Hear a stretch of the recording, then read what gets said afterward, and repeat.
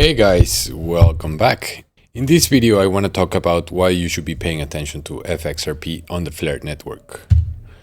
What are F assets? These are wrapped tokens on the Flare networks that represent an asset from blockchains that do not have smart contracts functions, such as BTC, XRP, and DOGE. They will enable these tokens to participate in Flare decentralized finance ecosystem. How does this work?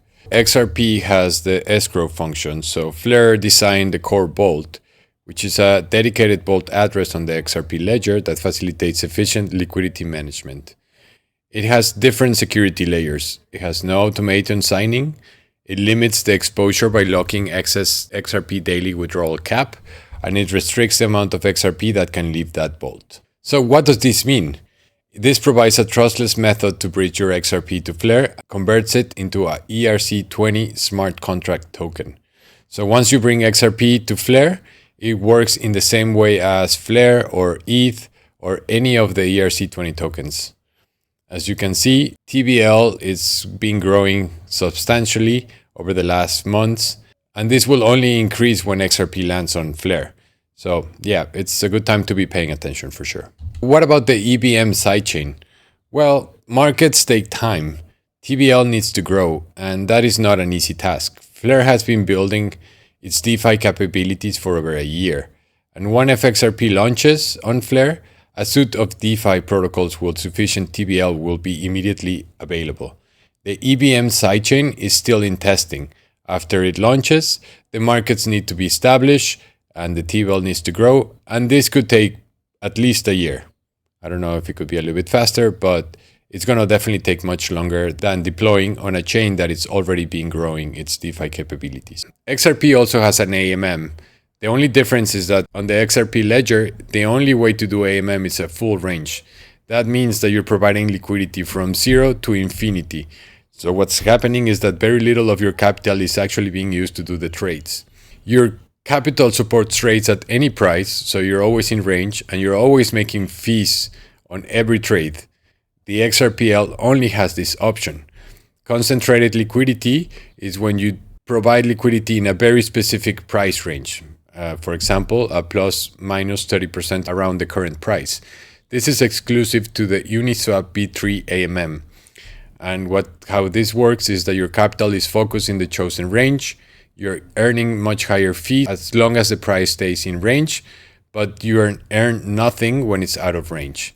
Flare has both options. You can do a full range or a concentrated liquidity. As you can see, in this case, I have a 35% wide LP, and it's giving me around 8.74% per month in fees.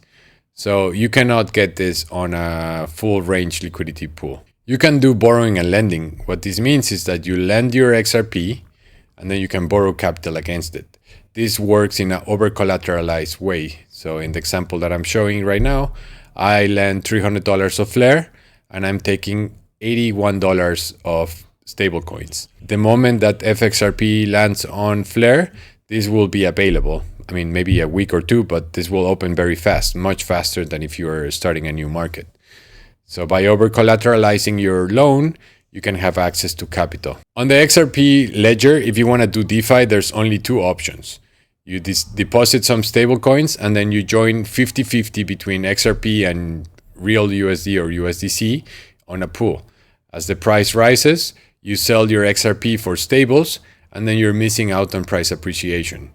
The other option is that you sell half of your XRP and you enter the AMM. In this case, you're also missing out on potential price gains and you already sold half of your XRP. On Flare, there's many ways that you could do, and just as a note, I am oversimplifying this just to make a point. There's a strategy behind everything that I'm saying, and that it's a little bit more in depth. Right now, I just want to share with you, DeFi on Flare is superior to what's available for XRP.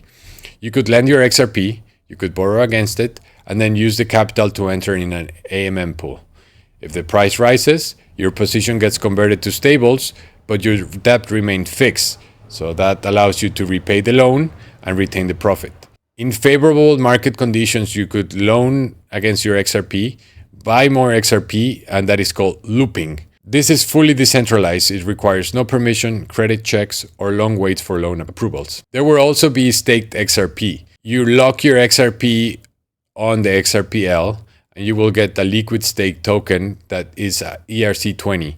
So that means that you can use it as any other token on Flare. You will be able to provide capital on Kinetic, or you can even pair it on a sXRP FXRP pool. This can be a low risk maneuver and you're earning, and because the prices of sXRP and FXRP should maintain some kind of ratio, you don't have to worry too much about impermanent loss. A beautiful thing about DeFi on Flare is that it can be as straightforward or as intricate as you prefer to explore. How much time you are willing to spend learning this is the only limitation. We also have a trading algorithm that you can program with Raindex, and this can do whatever you want. So you can say maybe each 5% increase or decrease, you want to be trading back and forth. So you can do a lot of things. It's a lot of fun. I've been playing with it and it's super interesting program.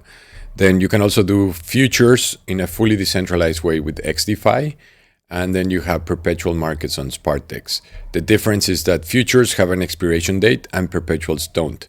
Perpetuals, you can also use leverage to increase your potential gains, but it also makes it that if the market goes in the different direction, you increase your losses as well.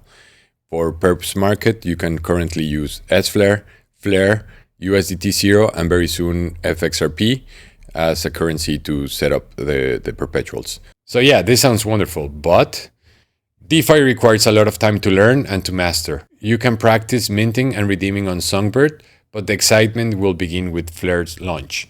Study how these protocols function and how to manage capital and risk. Mistakes in DeFi have no fallback, so start small and scale up as you gain knowledge and experience. If you mess up in DeFi, there's no one to ask for a refund. So make sure that before you start clicking buttons, you perfectly understand what you're doing. At flareforward.com, we have a whole bunch of learning material and dedicated support. My YouTube channel has numerous videos to help you grasp key terms and concepts. I would recommend that you prioritize understanding the why behind DeFi, because the how is the easy part. If you don't understand why, you're just going to be copying other people's strategies, and your strategies and your needs and your goals and your risk tolerance is very different than everybody else. So don't mimic other people. Learn how to craft your own strategy. And my biggest recommendation here is stop chasing yields. Make a plan and execute it. If the data says that your plan is not looking as you thought, then readjust. But just chasing yields, that's the easiest way to lose money in DeFi. All right, guys, I hope this was helpful, and I will see you next time.